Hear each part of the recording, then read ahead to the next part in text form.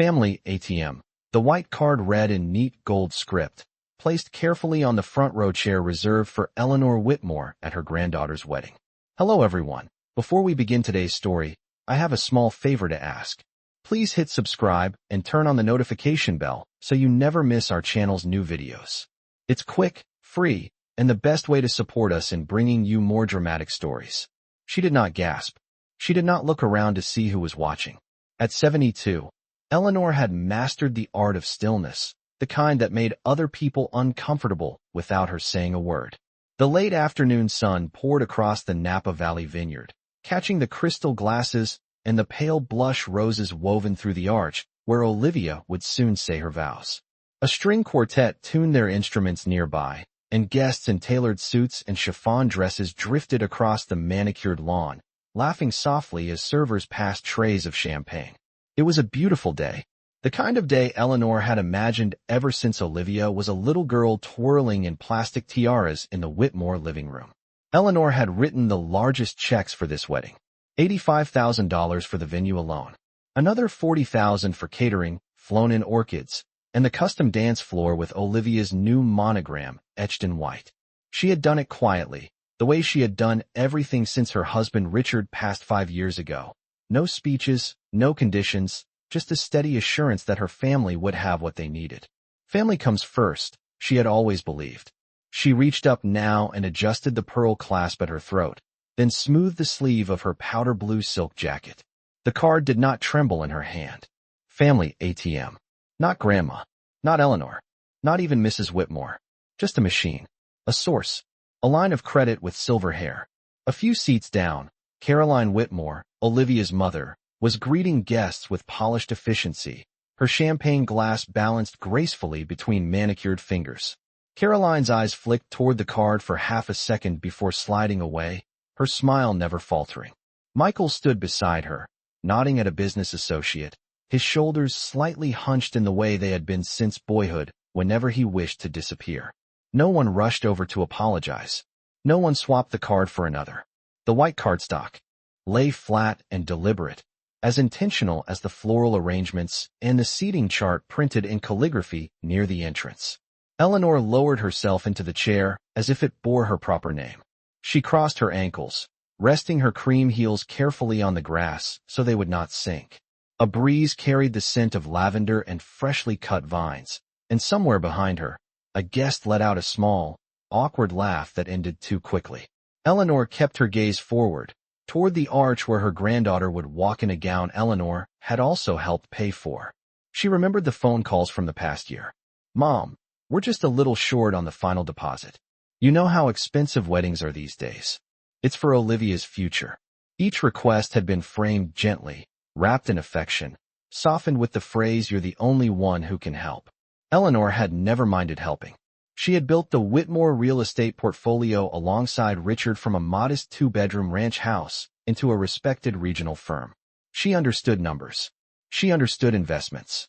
What she was only now beginning to understand was valuation of another kind. The quartet began to play the opening notes of Pachelbel's canon, and guests rose in unison. Eleanor stood with them, lifting her chin slightly. If anyone expected her to shrink under a joke dressed up as stationery, they would have to wait. She did not remove the card. She left it exactly where it was, visible to anyone who cared to read it. And as Olivia appeared at the end of the aisle, radiant and trembling with anticipation, Eleanor's expression remained serene, but something quiet and precise settled behind her eyes, like a ledger being opened and balanced for the first time. The ceremony unfolded with the kind of grace that magazines love to photograph, soft golden light settling over the rows of white chairs, while Olivia walked slowly down the aisle on her father's arm, her lace train gliding over the grass, as if the ground itself were cooperating for her happiness. Eleanor watched without blinking, her hands folded neatly in her lap, the small white card still resting against the back of her chair like a quiet accusation. When Olivia reached the arch and took her fiancé's hands, there was a collective sigh from the guests, and for a moment the world narrowed. To vows spoken in steady voices, promises of partnership and loyalty that sounded pure and uncomplicated. Eleanor listened carefully to each word. Love is patient. Love is kind. Love keeps no record of wrongs. She almost smiled at that line. She had kept no record for years, at least not on paper. She had paid for Olivia's private school tuition when Michael's business had a slow quarter. She had covered the down payment on Caroline and Michael's 5-bedroom home in Fairfield when interest rates were not in their favor. She had funded Olivia's study abroad semester in Florence because Caroline insisted it would look impressive on graduate school applications. Each transfer had been described as temporary help, just until things stabilized. Things never quite stabilized. The officiant pronounced the couple married, and applause rose like a wave across the vineyard. Eleanor stood with everyone else, clapping gently, her expression warm and composed. She felt eyes on her more than once. Not sympathetic eyes. Curious ones. During the cocktail hour, a woman Eleanor recognized from the country club approached her with a tight smile and said, "Well, that was certainly creative seating." Eleanor tilted her head slightly and replied, "Every detail today seems intentional." The woman's smile faltered before she drifted away toward the bar. Across the lawn, Caroline was orchestrating photographs with brisk efficiency, directing relatives into position, adjusting bouquets, reminding the photographer which side was more flattering. When Eleanor stepped into the family portrait lineup, Caroline hesitated just long enough to be noticed before guiding her to the edge of the frame. "Perfect," Caroline said brightly, as though everything truly was. Michael did not meet his mother's gaze. He had inherited his father's height, but not his steadiness. Eleanor studied her son's profile as the camera flashed. She remembered teaching him to balance a checkbook at the kitchen table when he was 16, explaining interest rates and compound growth while he listened earnestly, determined to build something of his own one day. She had believed that competence would protect him from dependence. Instead, dependence had simply changed shape. A server passed by with a tray of champagne flutes, and Eleanor accepted one, the glass cool against her fingertips. She did not drink. She watched as Caroline leaned toward a cluster of guests and laughed softly, her hand brushing the sleeve of a woman who glanced discreetly toward Eleanor's chair. The card was still there, visible, undeniable. Eleanor felt something settle into place inside her, not anger, not humiliation, but clarity. For the first time, she saw the pattern without the softness of maternal interpretation. This was not gratitude expressed poorly. This was hierarchy established deliberately. They had labeled her according to her function. The music shifted to an upbeat melody as guests began moving toward the reception tent, and Eleanor followed at a measured pace, her heels steady against the wooden walkway, her posture unchanged. She had funded the tent as well. She knew exactly how much it had cost per square foot. The reception tent glowed with strands of warm white lights woven across the ceiling beams, casting a flattering softness over linen-draped tables and towering centerpieces of white peonies and eucalyptus. Eleanor stepped inside with unhurried grace, her eyes scanning the room the way she once reviewed blueprints before approving a development project. She noticed everything. The polished oak dance floor she had upgraded at the last minute because Caroline insisted the standard one looked inexpensive. The custom bar with imported marble she had agreed to fund after being told it would elevate the experience. The band tuning their instruments on the raised platform, a line item she remembered clearly because it had exceeded the original estimate by $8,000. She moved toward her assigned table and paused for a fraction of a second. The card was there again, identical in its neat gold lettering. No one had reconsidered. No one had adjusted. Around her, guests settled into their seats, napkins unfolding, silverware chiming softly against china. A man in a navy suit across from her glanced down at the card, and then quickly away, as if eye contact might require him to acknowledge something impolite. Eleanor removed her gloves finger by finger and placed them carefully beside her plate. Caroline appeared moments later, radiant in a fitted champagne-colored gown, her voice light and efficient as she checked on arrangements. "Everything looks perfect, does it not?" she asked the table generally, though her eyes flicked toward Eleanor for only a heartbeat. Eleanor responded evenly. "It appears meticulously planned." The word meticulously lingered just long enough to carry weight. Michael joined them, loosening his tie slightly as though the temperature had risen. He poured himself water, not once addressing the card positioned inches from his mother's hand. The first course arrived, a delicate salad with shaved fennel and citrus segments arranged with artistic precision. Eleanor lifted her fork, but her appetite had been replaced by observation. She listened as Caroline recounted how exhausting the planning process had been, how vendors needed constant supervision, how fortunate they were that everything had come together. Not once did she mention the checks that had bridged the gaps. Not once did she refer to Eleanor by name. The conversation drifted to honeymoon plans in Italy, flights booked first class, a villa overlooking the Amalfi Coast. Eleanor knew the transfer that had covered the final payment on that villa. She had authorized it on a Tuesday morning between meetings with her financial advisor.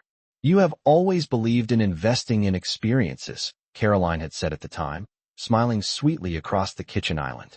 Eleanor set her fork down quietly. Investing. That word carried meaning. Investments required accountability. They required return. As laughter rose from the head table, Eleanor noticed two younger guests whispering while glancing toward her place card. One of them smirked before looking away.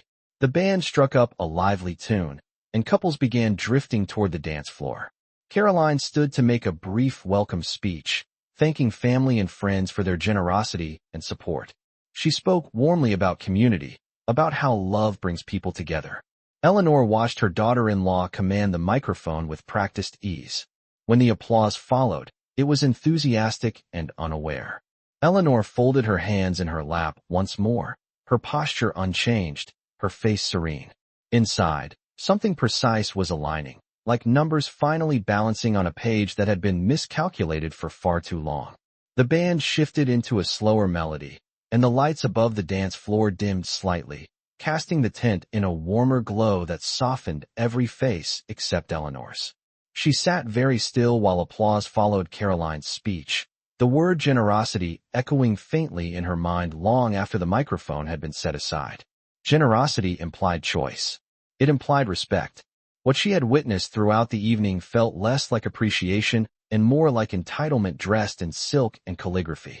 A waiter approached to refill her water glass, hesitated briefly as his eyes caught the card in front of her, and then murmured, "Ma'am," with a tone that carried more awareness than the room itself. Eleanor inclined her head in acknowledgement. She did not rescue anyone from their discomfort. Across the table, a cousin leaned toward another relative and whispered something about how lucky Olivia was to have such support. The word support drifted through Eleanor's thoughts like a familiar invoice. She remembered the afternoon Caroline had visited her home with a binder of wedding projections, each tab neatly labeled. Caroline had spoken about tradition and legacy, about how important it was for Olivia to begin her marriage with the right foundation. "You and Richard always believed in setting the standard," she had said, resting her hand lightly on Eleanor's wrist. That gesture had felt affectionate at the time. Now it felt strategic. Eleanor watched as Olivia and her new husband began their first dance, their movements tentative but hopeful. The room swayed with them, phones raised to capture the moment. Eleanor's expression softened briefly. Her granddaughter deserved joy. That had never been in question. What unsettled Eleanor was not the money itself, but the transformation of her identity into a utility. She thought back to smaller moments over the past few years. Holiday dinners where Caroline insisted on hosting, but quietly sent Eleanor the grocery bill afterward. Renovations to Michael's office that somehow required Eleanor's contribution because it would benefit the whole family. A luxury vehicle purchased under the explanation that it was necessary for client impressions, partially financed by what Caroline described as a temporary family advance. Each request had been framed as collective progress. Each acceptance had reinforced a role. The dance floor filled as guests joined the couple, laughter rising, glasses clinking. Eleanor noticed that the card remained upright, untouched by wind or accident, as though anchored by intention. She reached forward and turned it face down. Not dramatically, not defiantly, simply reversed. The white surface now blanked to the room. Michael saw the movement and looked briefly startled, then looked away again, his fingers tightening around his glass. Caroline was busy coordinating the next transition, unaware or unwilling to acknowledge the shift at Eleanor's table. Eleanor folded her napkin with deliberate precision and placed it beside her plate. She had built her life on contracts and clauses, on clarity in language and accountability in numbers. She had always assumed that within family, such formalities were unnecessary. Tonight had corrected that assumption. As the music swelled and the tent shimmered with celebration, Eleanor's mind was no longer on centerpieces or speeches. It was on structure, on terms, on the quiet difference between giving freely and being designated a resource. And for the first time, she considered what would happen if the structure changed.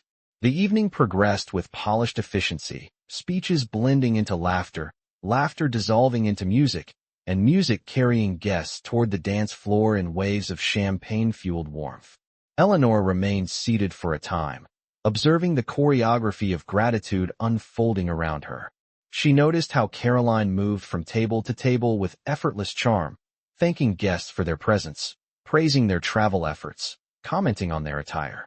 When she reached Eleanor's table again, her smile remained impeccable. "Are you enjoying yourself?" Caroline asked, her tone smooth, almost rehearsed.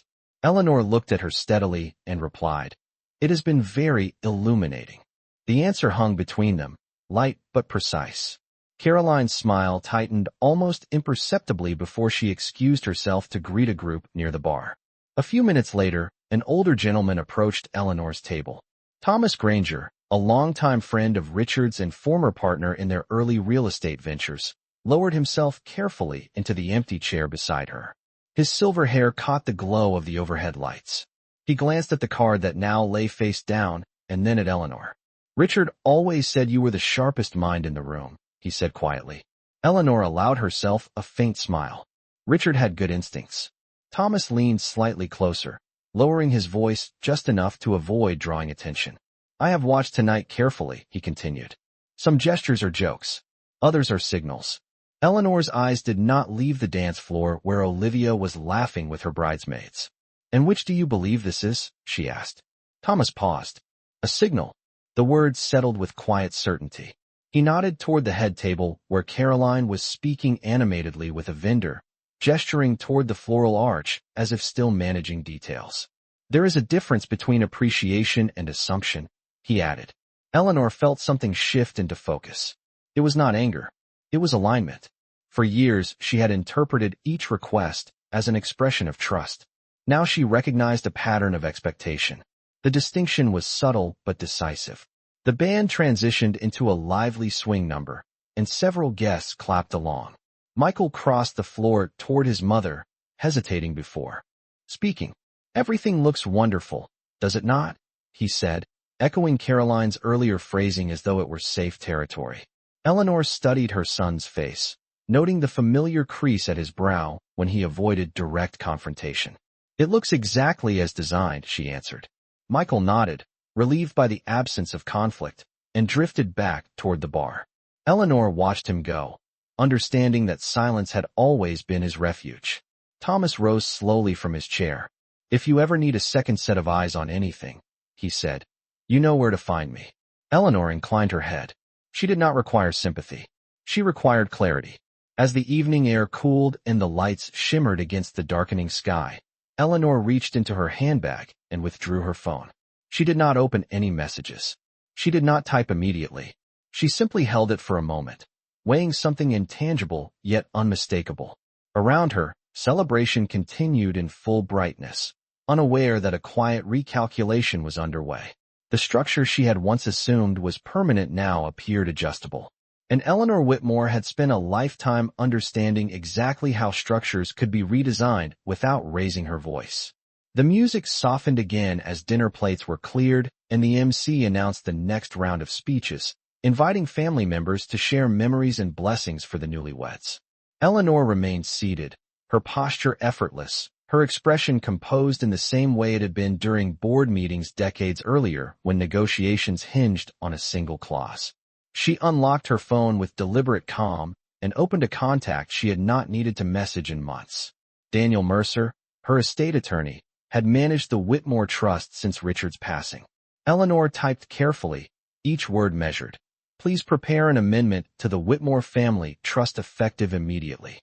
Suspend discretionary distributions until further review. Confirm receipt tonight." She read the message twice before sending it. No dramatics. No explanation. Within seconds, the small indicator showed it had been delivered. She returned the phone to her handbag without another glance. Across the tent, Caroline approached the microphone again, her voice bright as she invited Eleanor to say a few words as grandmother of the bride. A ripple of polite applause followed, expectant and warm. Eleanor rose slowly, smoothing her jacket, aware that several guests were watching her with curiosity sharpened by the evening's subtle tension. She walked toward the front with steady steps, heels clicking softly against the wood floor that she had personally approved for installation. When she reached the microphone, she did not adjust it hurriedly. She allowed the quiet to settle. "Olivia," she began, her voice even and resonant, carrying clearly across the tent without strain. "Your grandfather and I always believed that marriage is built on partnership, respect, and clear understanding." She paused briefly, not for effect, but for emphasis. "In business and in family, clarity protects everyone." A few guests shifted in their seats. Caroline's smile held, though it no longer looked entirely effortless. Eleanor continued, "I have always been proud to support the people I love. Support, however, is strongest when it is grounded in mutual regard." She turned slightly toward Olivia, her gaze softening. "May your marriage be defined by appreciation, not assumption." The words were simple, almost traditional, yet they carried a weight that pressed gently against the edges of the room. She concluded with a blessing for the couple's happiness and stepped back from the microphone. Applause followed, slightly restrained, slightly uncertain. As she returned to her table, her phone vibrated once inside her handbag. She did not check it immediately. She sat down, folded her hands, and allowed the evening to resume its rhythm. A few minutes later, she withdrew the phone discreetly. Daniel's reply was brief. "Amendment initiated. We will halt all future transfers pending your directive. Please call when convenient." Eleanor read the message once and then locked the screen. Across the tent, Caroline was laughing again, unaware that the foundation beneath her careful arrangements had shifted by inches. Inches were all Eleanor ever needed. The band launched into another upbeat song, and guests flooded the dance floor, celebration undisturbed on the surface. Eleanor watched them with serene detachment. She had not raised her voice. She had not made a scene. She had simply adjusted the terms. The evening moved forward as if nothing beneath it had shifted, laughter rising and falling in smooth waves while the band transitioned into familiar songs that encouraged guests to fill the dance floor. Eleanor remained at her table for several minutes after her brief speech, her expression serene, her hands resting lightly on the edge of the linen cloth. She noticed small changes almost immediately. Caroline's movements had grown sharper, less fluid, as she checked her phone twice in quick succession and whispered something to Michael near the bar. Michael's posture tightened, his shoulders lifting slightly before he forced a smile and nodded at a passing guest. The surface celebration continued, but the undercurrent had begun to ripple. Eleanor did not need confirmation to understand that Daniel Mercer would have already initiated the administrative freeze on discretionary trust distributions. Caroline prided herself on vigilance over financial details. She would see the notification soon, perhaps already had. A server approached Eleanor with a fresh glass of sparkling water, and she thanked him quietly, her tone unchanged. Across the tent, Caroline's gaze locked onto her for a fraction longer than necessary. It was not a warm glance. It was searching. Eleanor met it evenly, offering neither challenge nor apology. A few minutes later, Michael made his way toward her table once more. "Mother," he began, his voice low, carefully neutral. "Daniel sent an unusual message this evening." Eleanor tilted her head slightly. "Daniel sends many messages," she replied. Michael swallowed. "He mentioned something about suspending transfers." Eleanor held his gaze without blinking. "It is important to review structures periodically," she said calmly. "Clarity benefits everyone." Michael's jaw tightened. "Tonight is not the time." Eleanor's expression did not change. "On the contrary," she answered. "Tonight makes the timing very clear." Michael exhaled slowly, as though absorbing a reality he had hoped would remain theoretical. He glanced toward Caroline, who was now speaking with Thomas Granger in a tone that looked composed but carried a visible edge. Guests nearby continued dancing, unaware of the recalibration unfolding in quiet exchanges between tables. Eleanor rose from her chair with unhurried precision and walked toward the edge of the tent where the vineyard stretched into the deepening twilight. The air outside was cooler, scented with earth and distant lavender. She stood alone for a moment, looking out over rows of vines that had taken decades to mature. Structures required maintenance, Boundaries required definition. She heard footsteps behind her and turned slightly to see Caroline approaching, her smile no longer polished but restrained. "Is there something we should discuss?" Caroline asked softly. Eleanor studied her daughter-in-law's face, noting the first trace of uncertainty. "There is always something to discuss," Eleanor replied, her voice steady. "But discussion is most productive when roles are properly understood." Caroline's eyes flickered, calculating. The music inside the tent swelled again, masking the quiet. Tension at its edge. Eleanor held her posture, neither confrontational nor yielding. She had not embarrassed anyone. She had not made accusations. She had simply withdrawn a privilege that had been mistaken for obligation. And in that withdrawal, the balance had shifted unmistakably. Caroline held Eleanor's gaze for a moment longer at the edge of the vineyard, the music from inside the tent drifting outward in muffled waves of celebration. "You chose tonight," Caroline said carefully, her voice controlled, as if volume alone might preserve dignity. Eleanor did not look offended. She did not look triumphant. She simply looked certain. "Tonight clarified things," she replied. "Clarity is never untimely." Caroline's jaw tightened, but she managed a thin smile before turning back toward the tent, her heels pressing sharply into the gravel path. Eleanor remained outside for another minute, allowing the cool air to settle around her shoulders. She had not intended spectacle. She had intended alignment. When she returned inside, the reception appeared unchanged to the untrained eye. Guests laughed at a joke from the best man. Glasses clinked. The band launched into a familiar classic that drew cheers from the younger crowd. Yet subtle shifts were visible. Caroline stood closer to Michael now, speaking to him in low, urgent tones. Michael nodded repeatedly, his expression strained. Thomas Granger observed from a distance, his expression thoughtful rather than surprised. Eleanor resumed her seat at the table, noticing that the card she had earlier turned face down had been removed entirely. No replacement had been offered. The empty space where it once stood felt more honest than the label had been. A few minutes later, Olivia approached her grandmother, cheeks flushed from dancing, eyes bright with happiness.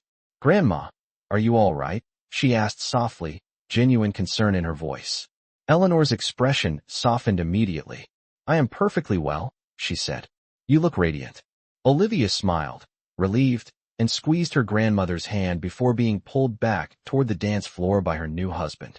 Eleanor watched her go, feeling no bitterness toward the young woman at the center of the celebration. Youth often inherited assumptions it did not create.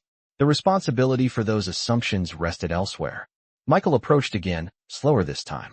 "Mother, Caroline feels blindsided," he said, choosing his words with visible effort. Eleanor folded her hands in her lap. "Being surprised and being wronged are not the same thing," she replied calmly. "If anyone feels unsettled tonight, it is because expectations were misplaced." Michael looked down briefly, absorbing the implication. "You could have spoken to us privately," he said. Eleanor's gaze remained steady. "Private conversations require mutual respect," she answered. The music swelled as guests circled the dance floor in celebration. Around them, laughter continued, unaware of the quiet recalibration taking place. Eleanor did not raise her voice. She did not accuse. She did not list numbers or recount transfers. She allowed the silence to hold its own weight. Across the tent, Caroline's composure had shifted from polished assurance to controlled vigilance. For the first time that evening, she was not orchestrating the event. She was reacting to it. Eleanor rose once more, smoothing her jacket, and walked toward the exit of the tent. No one stopped her. No one announced her departure. The celebration carried on, bright and undisturbed on the surface. But beneath it, the structure had changed, and everyone who mattered could feel it. Eleanor did not look back as she stepped beyond the glow of the reception tent, the music fading into a distant hum behind her. The gravel path leading toward the parking area crunched softly beneath her heels, steady and unhurried. Above her, the Napa sky had deepened into a velvet blue, scattered with the first visible stars. She paused beside the row of Blacktown cars and took a measured breath, not out of distress, but out of recognition. Something fundamental had shifted, and it had done so without spectacle. Her phone vibrated once more.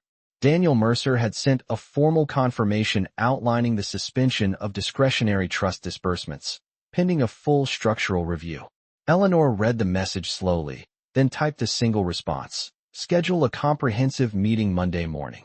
Include legacy provisions. She sent it and slipped the phone back into her handbag. Behind her, the tent erupted into cheers as the newlyweds prepared for their final dance of the evening. The celebration would continue for hours. Photographs would be posted. Smiles would be curated. Guests would speak of a beautiful ceremony in wine country.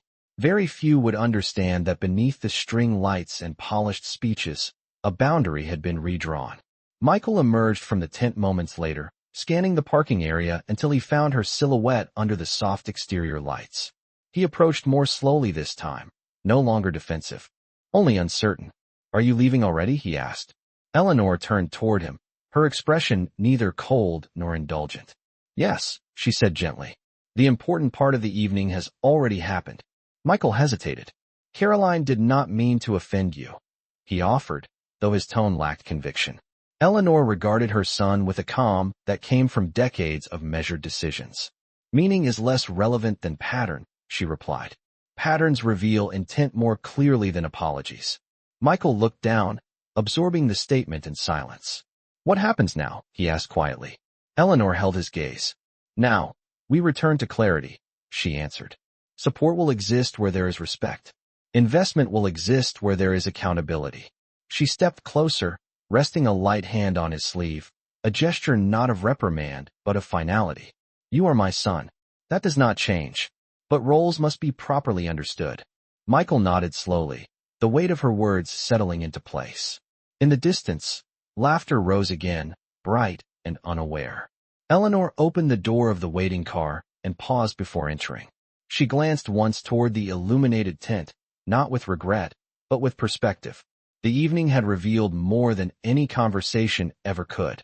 She had not raised her voice. She had not listed the figures. She had not demanded gratitude. She had simply corrected the assumption that her presence was transactional. As the car pulled away from the vineyard, the lights of the reception grew smaller in the rear window until they blurred into the landscape. Eleanor leaned back against the seat, hands folded calmly in her lap. Family, she reflected, is not a line of credit. It is a privilege of belonging. And privileges, when misunderstood, can be quietly withdrawn.